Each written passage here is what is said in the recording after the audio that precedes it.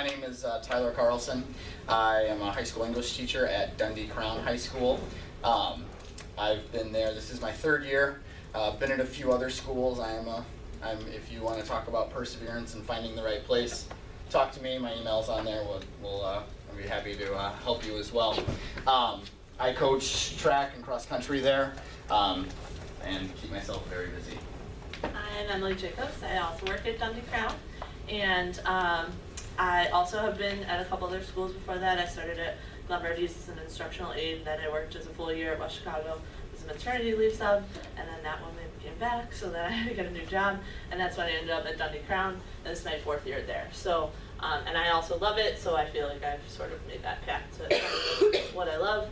I teach ESL bilingual social studies and avid elective. So if any of those are particular interests, I can talk to you more later. You can email me, because I think both those are a little bit tricky paths that aren't typical. So we're talking about the first days of school, and we want to talk about like how to start your class really well, because we know they talk about that in the panel, and it's really crucial. And then also like the first job kind of stuff. So we'll try to get through all of that.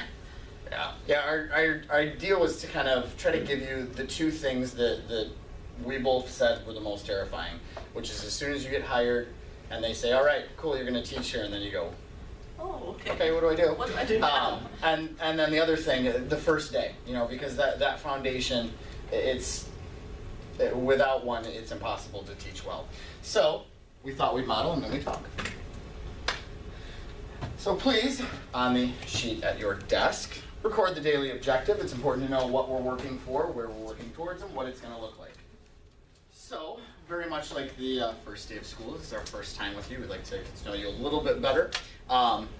We've shared a little bit about ourselves. Now, one of the most important things about a classroom is establishing that community. And from day one, knowing who's in the room with you, what their interests are, what their likes, dislikes, as much as you can. Because I use an analogy. It doesn't work in this room because they've remodeled, but it would have when it was the old one. If you look in most classrooms, they're generally brick or cinder block walls. They're generally painted white or beige or something like that. The doors are locked. You can only go to the bathroom if you ask, and you're given permission to do so. Your meal time is scheduled for you. Your meals are nothing special. They're not made special order for you. And I ask the kids, what does that sound like? They say, prison. I say, exactly. That's exactly what it's like. So we have to do everything we can to make it not feel like that. We have to bring you into this classroom. So we're bringing you into this classroom. What we'd like for you to do is take that sheet of paper, crumple it up. It's a stress reliever as well. Yes. In case you got that first day jitters. So we're going to get up out of our desks now with our crumpled paper. Yep, that is good up. This would, of course, be awesome with a larger class, since Yes. you probably had that for your first group. Yes. Yeah. So please take your paper, throw it in this general vicinity, and then come up and grab a paper which you know is not yours. Which also be a lot easier when you're more Yes. people. Yeah, so go ahead and grab one, and go ahead and please head back to your seats.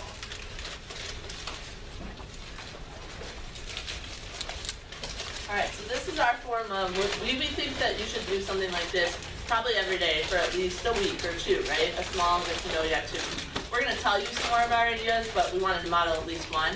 So we're using this as sort of an introduction piece. If it's the first day, that would be very important. If it's further along, we might have them do different types of questions. But it's a peer introduction, so it involves everybody. So they have some sort of responsibility. So we would like for you to introduce your peer that is on the paper. So you hopefully picked up a different paper, and we'd like for you to tell us their name.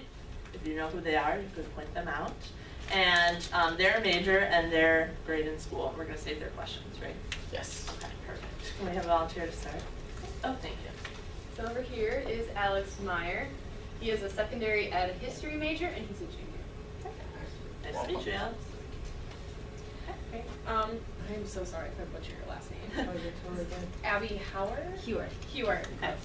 She is an elementary ed major, and she's a junior. Perfect. Thanks. So Bethany Lewin? Lewin. Lewin, sorry. She's a history education senior. Okay, great. Carly Wright. She's a biology secondary ed senior. Kelly McCurry.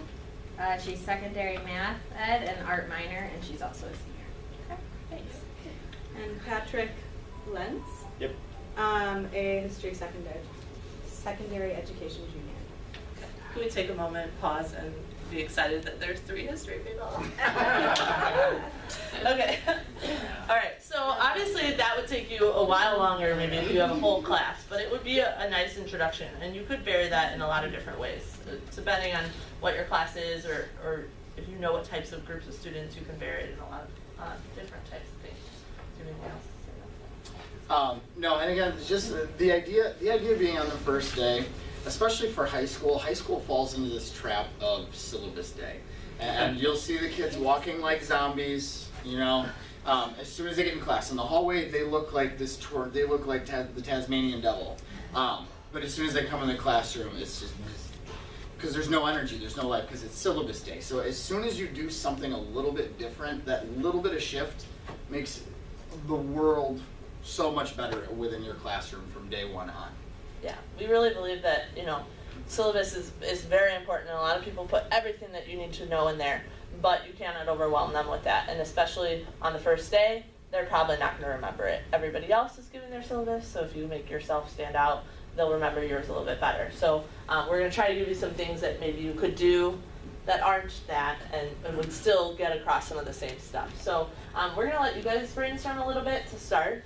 I guess we'll do partners. Yeah, we'll do a pair share. We got natural things here. So Go across. on the handout that you guys have, it says first week of school ideas. We have 6 different categories that we're going to talk about and give you some practical thoughts. So we would like for you guys first with your partner to talk about 4, let's say 2 categories per partner, since we can have all 6, absolutely. right? We would like for you to talk about this question here. What is an effective activity and or strategy that you have experienced in this category? So for example, when it says icebreaker activities, we showed you one, but you guys have been students for many years of your life, right? So you probably experienced some others. So we'd like for you to talk about that with your partner real quick, and then maybe we'll share out some good ideas, and then we'll follow up with some of ours. So if you guys want to take the top 2, gathering information and icebreakers, partners? Okay. Metacognition and content intro. And last but not least, the last 2 on the bottom there. Okay, perfect. Let's take 4 minutes. Yeah. Let's take 4 minutes, try to have at least 2 things you want to share out. Everyone looks and sounds ready. You still had 3 seconds remaining, so you're okay. All right. We're just respectfully watching. Yes. No. It's terrifying. The power of the teacher eyes is always good. All right, so we'd like to just hear a couple from each group if possible. And if you have questions as a listener or someone volunteering, don't hesitate to ask. The only dumb question is the one that's not asked. So, and the point of this is to give you, we have some ideas, but there's going to be others. So if it were me, I would jot it down. I was telling Ty when we were planning this that the one, I don't know if I was a slacker and didn't go to this other years, but the one year I remember coming to this was senior year, and the one presentation I went to was the first days of school, and I still have the handout, and I still look at it and think about it, and it helped me a lot. So you get a lot of ideas from talking to people, so I'd write it down, especially that first job, you're probably not going to remember, so maybe you can have a wealth of ideas to pick from. That's our goal. So, if you don't mind, first group. Gathering information about students or sharing about yourself. Well, we talked about the Dear Teacher letter, how Schroeder always uses it in classes, and I've seen it used in high school very well, and thought it was really strong because it's a way for the students to not just talk about their interests and stuff, which they can do in the class with other icebreakers and things, but really they can reflect on how I am as a student and really tell you more personally where they wouldn't share that in class with other students, and then they're owning up to who they are as well. I like that phrasing, reflect. Yeah. Mm-hmm. It's a very, very big piece in schools these days. Yeah. Thank you. Okay. Anything else? Do you want us to do that icebreaker? Yeah, that'd be great. Thanks. So I kind of already stated, as soon as we moved to this box, I really hate 2 truths and a lie. It is just so overdone. and really annoying. I'm gonna tell you a different way to do it, but go ahead. Okay.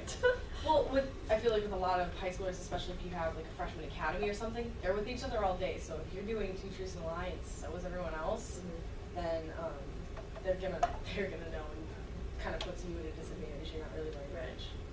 But I guess you could coordinate with other teachers of what your icebreaker should be. But we said that the human knot or human rope could be really interesting, but would really depend on your audience. So if they're comfortable with each other, yeah, but if they're not, that probably wouldn't be a good idea.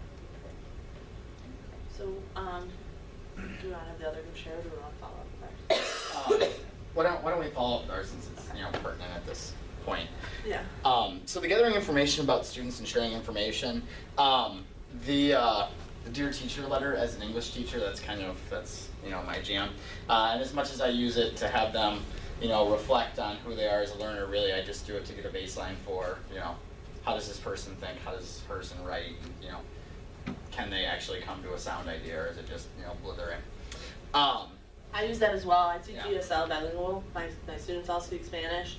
So for me, some of them come very educated in Spanish, some of them come never been to formal schooling. So if you ask them to write a letter, it's very open, so it allows you to see, it doesn't even have to be English, it can be any subject, just like kind of what their level is.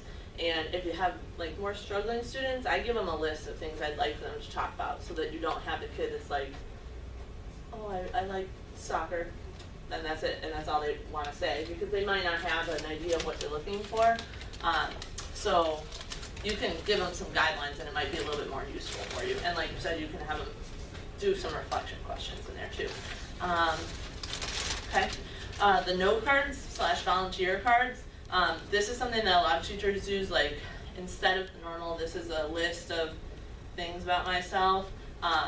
You could have them do the note card, and then I don't have a lot of trouble with participation, but sometimes in big classes that you might. So you can always refer back to the note cards and use it as a drawing system of people that you're going to call out, or you can use it as a point system, or whatever you'd like to do. So a lot of teachers at our school use that. And one of the things that I think you absolutely, and this is both professionally as well as personally, whatever you're asking the kids to do to introduce themselves, if you're asking them to take a risk, you have to take a risk with them. And I'm very much a big piece of that. I'm an open book. In fact, when I asked my wife to, before I asked my wife to marry me, I asked her father for her hand, and I also happen to be teaching monologues in a creative writing class, so my creative writing class helped me write a monologue to give to my in-laws, to ask for their hand. So the more you can share with them, the easier it is for them to get on board with you with whatever you're doing. Yeah. So And we don't think- forget to do those things too. And then, especially like if they don't know how to do something, so like if you're gonna do the Dear Teacher letter, you write the letter to them first, you read it to them, you show them, and then they do it back to you. So whatever strategy you choose, you should always do it first, so that they know, one, you're sharing equally amount of information, and two, they understand what you're expecting and what you would like. And then the folder system, this is depending on your level of students, this is probably not something I would recommend for like honors seniors or something. But I have lower level kids with other students, so that's something I start in the first week, and I have them make their manila folder with something that is their motivation for education. So it might be a picture of their family, and then something that they're interested in, and I just pick different topics. So for me, that's a first week thing to set up organization and to get to know them. But then I also make the folder for myself and I share out to them so that they know kind of what I'm looking for. Any questions on that category? Do you want to move to icebreakers? Yeah. Icebreakers are very much a great way for you to put yourself in the classroom in another way without just saying like, hi, I have 16 cats, I don't, but, so it's really one of those things that, it's fun to do because it shows something about yourself. And the thing that an icebreaker really should do is ask everybody to get out of their comfort zone some way, somehow. And it's funny if you talk to people who do these a lot of times they'll say, pick the one that you don't like, because then you're experiencing the same thing the kids are. So things like the partner interviews, that's an added one, correct? Yeah. So like it depends on, again, I keep saying it, but we'll just assume that you understand every level of student is different, but like, if you're looking for a whole day, that can be something, especially can intro your content too. you're having students ask interview questions or having them write a report, maybe share out. So for me, with ESL, I always do that like the second or third day, because I need to learn like what they can do before I even start planning my content, because I might be planning stuff that's over their heads, and then that I'm gonna waste my own time. So it gives me a really good idea. I can see just how they interact, so that I can start and actually have some feedback from them before I do that. Things like the human knot or the rope connection. These are ones where it's really cool because they're moving, they're doing something that's not, just stand up and sit down. And also too, yeah. And also too with the rope connection one that we have on there, it gives them a visual representation of the idea that you're doing. So you take a thin rope, yarn, something like that, and you start by holding the end of it. Share something about yourself, and then a person that has a connection raises their hand, you pass it to them, and then they say something completely different than their connection. So we start getting all these various pieces of information. So now we know that she has a connection to me somehow in the thing that I shared, but she also has something else. So it shows that we are connected, but also too, we're different, we have these diverse experiences. Eventually the goal is you get it around at least once, depending on the size of your class. If you get it twice, then you can do something really cool. If you're a smaller person, it wouldn't work with me. But one of our teachers actually did this. The kids just holding with 2 fingers can hold you up. You have and to twine. Yeah, but it's really cool. You can, to get on lay in the middle. Yeah. Spider web. Yes. You know So. what I mean? So like the goal of that activity is not just like, oh, we're connected, let's try to get, that's what we usually think of, right? It's like so that when a kid leaves class that day, they know that they have something in common with at least 2 other people in the class. So because you don't want someone going the whole year thinking like they're by themselves in the class. So that could be a good thing that builds that. Now, everything you do, you're going to do multiple of these, so then that all adds on to one another. And the thing that makes it different with a teacher doing this versus some, cheesy business convention is you then articulate that with the students.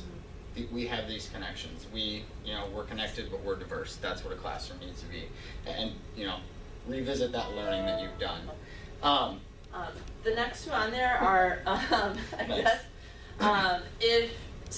you might be thinking in your head, but there are always people who are like, oh, I have so much content, I gotta get through it, I gotta start it. I probably wouldn't say that that's something that you should be worried about. You're gonna start, like the LED teachers were saying in the panel, you wanna get that basis, because if you just go into the content, it's not gonna be as good as if you took the time to do some of these community building things. But if you're somebody, or if you're at a school where they're telling you need to do stuff or whatever, there are little things you could do each day. So the next 2 I have are Guess Who, which works like, you could even use the student intro card to do this. You have them write some descriptions of themselves, and then each day you could do a different card, and I read out Guess Who, and then I read one of the statements about them, and then they have to see if they can guess who the other student is. So if you want to try to highlight kind of a different person every day, or if you only have 2 minutes each day to do an icebreaker, you could do that. Or the 2 truths and a lie. I probably wouldn't do the whole speech if you think it's going to be repetitive, but you could do the same thing. You could have each kid do a card, and then each day focus on a different student and say, okay, today we're trying to figure out, is it Kelly? Okay.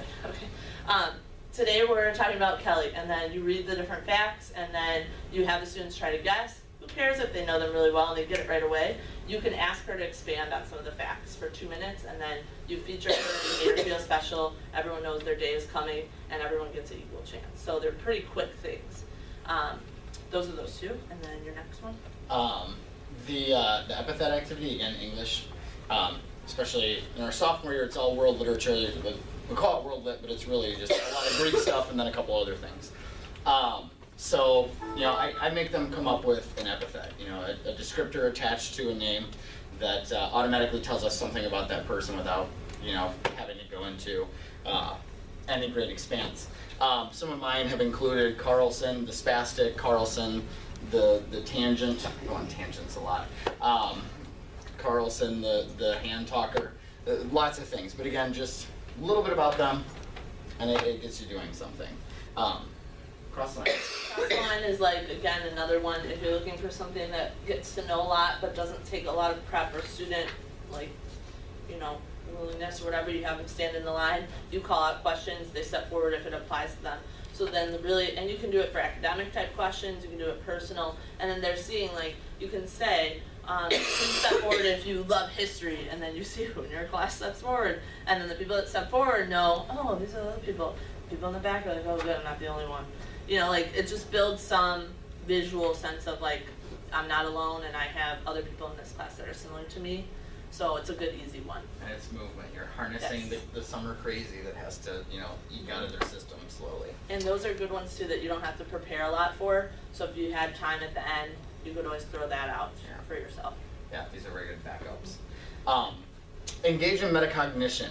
I'm curious. I'm curious where the teaching of that is. What sort of things did you gentlemen talk about with the engaging in the metacognition? I don't know, we just kind of said, basically like what you guys pretty much did. We were saying how, just have them like reflect maybe after a lesson, like what interested them, like what they thought, what's one thing they really came away with, what they want to know for next time, or something like that. Great. Yeah, this has been my department's big push, is the metacognition, the thinking about the thinking and how you got to that, and, you know, assessing your assessment, and, you know, really kind of dissecting it. Any significant assessment should have metacognition. And you guys know that because you Yeah. come from reflective Augustana, but not everybody feels that way. So for you to instill that in your CCR students, connects something to Yeah. reflect. we don't know. We have a mug with it. Yeah, there we Oh, go. there we Construct, go. connect, reflect. We should probably Gold prize star this. for the day. Yes. You will get a crumpled sheet of paper when we're done. You're welcome. But not everyone feels like that, so if you can build it in your class, Yes. you know, that would be helpful. Yeah, and that's one of those things that doesn't need to be assessed formally.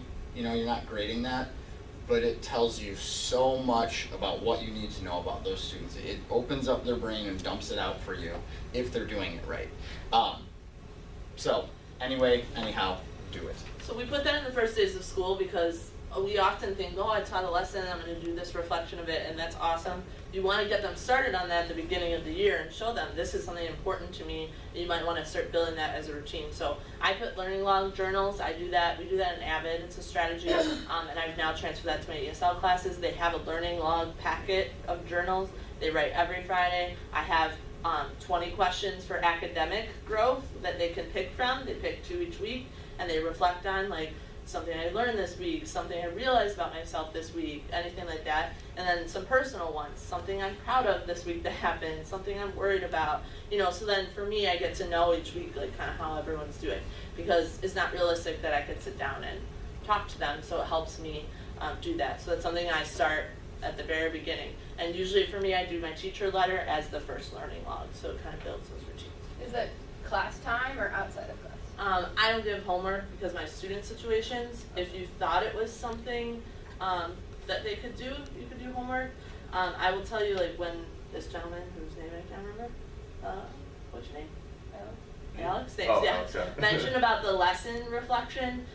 Studies show that you reflect better directly after something happens. So if it's a lesson, you probably want to try to get that class time in there. But you don't have to. But I would say I get better reflections if I give them a time in class. So I guess it's a choice you gotta make. Absolutely. Content introduction. I'm curious about this one, especially because, you know, it's really important to do, but you know, you do it too much too soon and you lost them, you don't do it enough and you're never gonna get there. You know, it's a tricky Everyone thing. has different. Yeah, so what were your thoughts or anything on that? Pretty much what we talked about is how we have more of this now in our college classes than in high school classes, where we talk about specifically our history classes right now, where we always get the spiel in the beginning from each different professor, how they feel about history and what they think it is.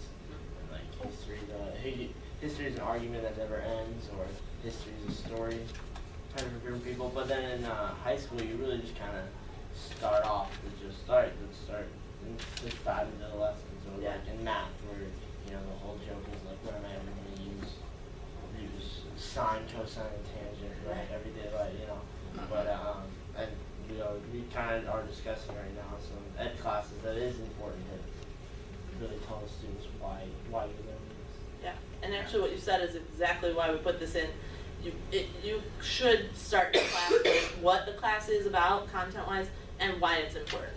And you shouldn't just jump into those lessons. And how you do that could be a combination of icebreaker, get to know you, with content. And so that's what we tried to kind of put on there. So we're going to walk you through some of our ideas, and because it could be overwhelming. Yeah. So the objective and word sort as class begins, that's kind of what we've touched on now, letting them know what they're there to do. You know, my first day of class, the objective was to begin establishing community. That was it. Yeah. How did I do that? Well, I did a number of different things. One of which. Oh, sorry, go ahead. No, go ahead. I was gonna say I use the objective word sort, and like I actually break up the day's objective into all different words on different pieces of paper and give them each one to each student, and they have to work as a team to assemble the objective for the day and for the class. And usually I make that objective what the class is all about. So like to learn about multicultures in world history or whatever it is. So that at the end they've realized I can say, look, you guys work together and now you know exactly what this class is about. The one that I have that's been stolen by so many people in my department. Any of you ever read The Last Lecture by Randy Posh? Or watched it on YouTube? Okay, alright, good. So there's this chapter called I Never Made It to the NFL, where he talks about how he never got to this thing that he thought would be the greatest, but because he didn't get there, that's what matters. And that's, you know, he gained more from not getting there than from getting there. So I have them read it. So in an English class, I have them first read it, then they go back and they annotate it, and then we have a discussion about it, and then they reflect on it. So I've done all the things that I want to do and introduced them to this content, this piece, but really what I just said is, these are my fundamental beliefs about what's going to happen in here. That we have to have strong fundamentals in order to get to where we need to get to. I'm going to hold high expectations for you, because the only way you get to great heights is through great expectations. And really kind of then speak through that with them and model the metacognition that I had in the piece with them. And it's been really helpful and really powerful for them to see right off the bat, okay, English isn't just, you know, although he is an older dead white guy, it's not just boring, dry, dead old white guys. You know, it's a bunch of other stuff too that's worth reading and thinking about. And I tried to do a variety. You special social studies people know that you have a lot of different contents that you may do. I have the luck of doing bilingual, so I do all of them. So I have what I like for each one of them to start my class. For mine, it's a little bit easier because I have some lower level students. So I like to, a lot of my kids come in, they have no idea what economics, government, US history, or world history, or what the difference is between any of them. So I like to do something that makes them think like, okay, what is this even about? So for US history, I usually do the name game. For me, that's helpful because a lot of my kids come from other countries. They don't even know, pretty much Obama's the extent of what they know. So it helps me, and then I can tell them a little bit about it. They get to work together. It's fun for them. And this might not be necessarily the first day, but in the first week or so that I do it. The economics of choosing a seat, if you get the luck of teaching economics, is an awesome class. But it's hard to get the kids into it at first. It's hard to explain. So I have them come in, and I've actually put Post-its under the desks, certain desks, and they get to choose their seat. The board has directions, says choose your seat wisely, and then they start by answering questions, why they chose the seat, what's the benefits of the seat, what's the disadvantages of the seat that they chose, and what would be their second choice seat. And then eventually you lead them in then the discussion and showing them that this is how like a lesson would work, and eventually you lead them to the realization of this is opportunity cost, and the seat that you chose means that you give up the second best choice for you, and what are the benefits and disadvantages, because the Post-its have candy underneath. So it's just something that they might not even understand that the first day, but you'll probably send them away thinking about what does that mean, and maybe get them intrigued of coming back and learning more about the class. If you have a higher level class, they'll definitely put that together. KWL, oh I skipped one, government and daily life. For government, we start with a brainstorm of what students know about how government plays the role in their community. And you can get them to think about, like, you know, the post office, the water that we have, the schools, the roads. Like, you can really go around and help them come up with that stuff so they can start to realize, like, why am I taking government class? KWL, kind of like how we had you guys do a share and break down the categories. You can do that for any class content. You can have them look at pictures on the first day, photo analysis. You can have them look at excerpts from different texts. You could have them look at maybe different experiments they're going to do throughout the year and make predictions. So you can break that stuff down into a variety of different categories. And then my last one is, if you're teaching history, for U.S. history, this is what I do. I do why study history, and for me this is sort of a mini unit, and it takes me 3 or 4 days, but I feel that it's important. And we do the material world photos. Are you guys familiar with those? It's a photographer that went actually throughout the world and took photos of people outside their homes with all of their possessions, and obviously depending on what country you're in, they look different. So we do a whole photo analysis for like 2 days with showing the students how do you analyze a picture or a document, a visual document in this case, and then talk about how you study history in order to analyze other people and understand their lives and empathy and teach tolerance. So that's a good intro. And then I could use that for World or US. And then for US, I always use Lincoln's farewell address, because kind of like Ty was saying, it gets them reading a text, it shows them the types of things that they would be reading. And as Lincoln says goodbye to Springfield and heads to Washington, D.C., he's talking about the experience that made him, and that is what you study in history. So if you can get the kids to put together the personal connection of my life is what shapes my future through Lincoln's words, then you've started your class off with a great sentiment of why they're there. So there's a lot of things on there, but you could also talk to, you know, your new colleagues and ask them. Some of them might have ideas on different ways they do it. The sooner you get them reading, thinking, and doing, the better. Yeah. And especially integrating it in such a way that's not just, all right, open your textbooks and let's, you know, nose to the grindstone, but rather, you know, making it a little different. All right, so let's talk about establishing routines. This is, as the panel said, very, very important. And we'll kind of talk about some of the things that we've already done, and then kind of hear what you have to say as well. So what were our thoughts, ladies?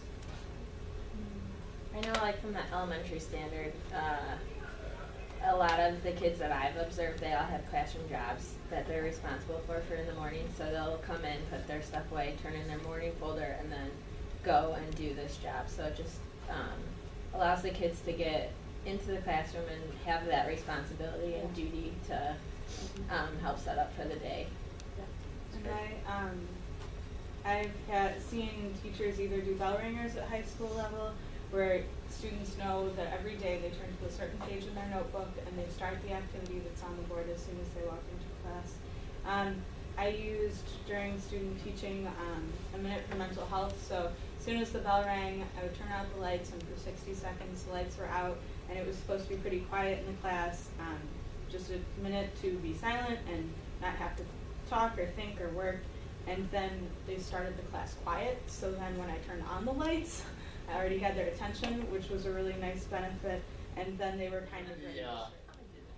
Routine, I love these things, because I've really seen the power of the routine, especially in managing your classroom and not having, I mean, we're at a school that's rough.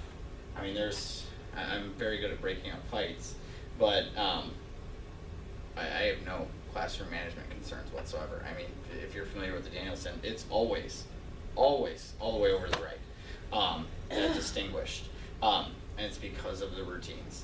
The most important thing with it, and I'll echo what they said down there, you have to hold them to that standard. And consistency with it takes care of that problem. So the bell ringer daily objective review question, again, the idea is to get them thinking, to shut off their brain from it, as you said, the hallway or, you know, whatever they were twittering about, and get them into where you want to go. The two best things that you can do is either to have them have them write to reflect to yesterday, you know, the sort of 10-24-7 rule, review something 10 minutes, within 10 minutes, 24 hours, and 7 days, and then it'll stick. Or to get their brain geared up for what's coming, you know, to kind of give them some precursor to what you're going to be doing, so they at least have a thought, opinion. They're moving down that path already. You don't have to redirect and get them there once the lesson's really begun. Closing questions, behavior stamps. The closing question, again, that's really where you want to either revisit with metacognition, you really want to revisit with what you've done, why you did it. And just 3 minutes at the end of class can make a huge difference for your next day by doing that. Do you want to talk about the behavior standard? Yeah, so it depends, like you were saying at the end of the lesson, you might have on your handout that cognition for the end, the metacognition for the end of the lesson. For me, I have, the students have a daily objective packet and a closing question, and it's all on the same chart. They're lower level students, so they need, like, at the end, they always have to know that they're doing it in the same place, and then I have a section for their behavior. If you have a really great class, you might stop doing that after a while, but if you have kind of a rougher class, what I do is when they're writing their question, I go around to each student and I give them a stamp if they did well that day, and if not, then I tell them something that I'd like for them to work on the next day. It sounds elementary, it is, but sometimes you have students that just need that feedback from you, and then it makes a difference and they have that routine.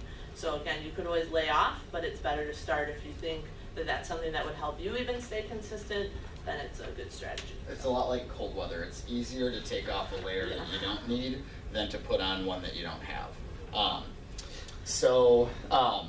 Self-service material, or day of the week activities, this is a way to just kind of give them that knowledge of that they're going to come in, and Wednesdays are reflection days, or Friday is silent sustained reading day, or whatever it may be, but establishing that expectation and continuing to do it.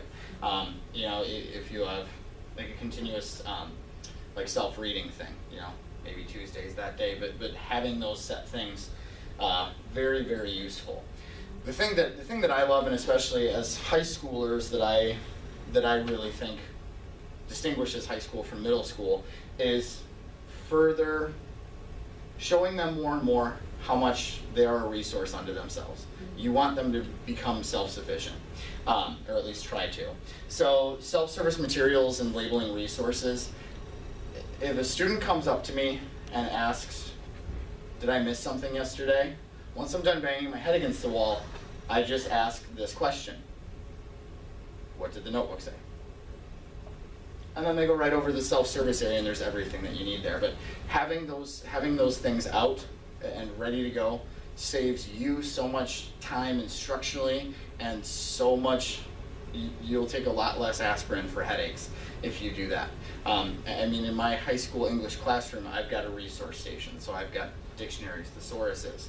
I've got my annotation station, so I've got highlighters, I've got Post-its, I've got all those things set up over there for them. I've got my junior materials bins, previous handouts, missing work, late, things like that, so that I can focus on teaching the kids while they take care of those things at the beginning or the end of the class period. And if you're really holding them to that expectation, helps you so much, and it helps them because they need to understand that after their 4 years at high school or 2 or 3 years at middle school, they have to be able to answer questions for themselves, and giving them that opportunity to do so, very powerful experience. Auditory and visual cues, as I said, one of my epithets was hand talker. I'm very big on that because it establishes expectations. So I didn't do it with you guys, we had a smaller group, but anytime I'm asking for, when you ask the whole class a question, you just kind of wait for people to respond, and there's kind of that awkward, how many do we say? 3 kids spoke, is that enough? I always have my hand up. Always have my hand up so they know. And just the clearer the expectation, the clearer the outcome. We did the same thing when we had the directions on the board and we told you verbally, because some kids they need the 2 places, so the more that you can do that. And from the start, the very first day would be awesome. Everyone looks and sounds ready, we will continue. If anyone caught that. That's my big thing. I don't ever raise my voice. It's simply, when everyone looks and sounds ready, we will continue. And you'd be amazed how many kids will turn and say, shh, and take care of it for you. But the thing that's most important is remembering you don't actually go on until everyone looks and sounds ready. And if they're having trouble understanding why, then it's that pause, 5 minutes worth of conversation, and then you move on. So yeah, but auditory and visual, anytime you're gonna give a direction with your mouth, please have it written somewhere, some way. Just kids absolutely need that. And you know, it saves you time, it saves you headache, and it helps them understand, which is the most important piece. The PASS system. You should find out what your PASS system is at your school. We use handbooks, so for me on the first day of school, I go over, don't come up to me with your handbook and no pen. I mean, I don't carry a pen in my ear like some teachers or whatever. I can't do it So now that I I have don't know. glasses. So you know, like teach them. Like you could even do a role play if you want. Have little Susie need to go to the bathroom and come practice, and because it will save you headaches later, so that you're not distracted trying to lead a Socratic seminar someday in 2 weeks and someone comes up to you and puts a assignment notebook in your face or something. And that's just our system, but teachers at various schools have different systems. So if you can find out from them what's permitted, what's not. For me, I have a classroom pass. I have one pass. You may take it and go to the bathroom whenever you like, but if the pass is gone, you may not go. So that helps me know that one person is gone, and then they can self-monitor. But pick your battles and pick what you think will work for you, and start it from that first day, because the kid's going to want to go to the bathroom first period on the first day. So Make sure you know what your school's policies are. You know, don't make the mistake of giving them a shot put and then getting in trouble. We're That's actually not considered supposed to a do my weapon. system, but don't talk about it. Yeah. No, I'm the right reason. next to I'm the the reason our bathroom, so I school feel is like more it's cool. strict now. I just pause it. Anytime a kid leaves class, it annoys me. You're missing something, so I started making them take bigger and bigger things out each time they'd ask, to the point where a kid was like carrying a desk because he'd forgotten his book for the 4th time in 4 days. And then we got an email re-outlining. I ignored the email. Challenge the system. Don't be scared. But one of the things that is really important on there is the expectation for transitions. I use music a lot for mine, so that again I don't have to yell. I just simply, most of the time I have like Spotify running in the background, turn it on a little bit louder. They quiet down, or they're working in groups. Instead of doing that, turn on the music. When the music's done, you're done. It takes 30 to 60 seconds, saves your voice, and it changes the feeling of giving that direction. You know, you're not yelling loudly at them, you're not giving them a direction. It's them understanding what they're supposed to do as students. And that shift in how they go about it, and the fact that you're giving them, they feel more responsible that way, and it's a very happy and powerful thing. All right, so we're gonna try to scoot through these a little bit quicker. We get long-winded. I don't know if we're supposed to be done or not. I don't really know. We started 5 minutes late, so. Oh, I called okay. this. Okay, go ahead. Yeah. Like, how so like your first year, you have to find what really is working for you. So like, if you decide you're gonna start out at something and it's not working, and you switch it, like, do the kids like switch really well, or do you have to do a lot more? If Or you share yourself with it, say, hey, I wanted to do this, but it hasn't worked for us. And even engage in that conversation with them. What is something that we could do to prevent this thing? It allows you to make that change. It shows that you're flexible, and it makes the classroom better. So that is the most important thing in education. You have to be flexible. And you have to be yourself, and so if you be as honest with them and say, like, I thought this was gonna be a great idea, and it seems distracting kind of for everyone. Like, do you guys have any ideas? And then you can say, oh, those are great, I'm gonna think about it tonight, I'll let you know kind of tomorrow. And then just do the same as you did at the beginning of the year and start back a couple days, really be strong with it so they get it. I mean, you're definitely gonna have to change. Yeah. And something, I don't know who told me this, but I was thinking about this with our presentation. Don't make your system so complicated that you can't remember them. Like, I mean, I think I do that to myself every year because I'm very organized. But like, don't make your absence system so complicated that they have to go all, because you're not gonna remember, and then you're gonna lose it, So don't stress yourself out trying to figure out the perfect one, because like you said, if it doesn't work, you could always switch it. So. And make sure it's tied to something that you actually care about, because otherwise, otherwise you're trying to fight a battle that you don't want to fight. It's just demoralizing. So pick those 3 things that you say. Okay, I know that these are things that matter to me in the classroom based on my student teaching experience, and I need to make sure that they're seamless. Okay?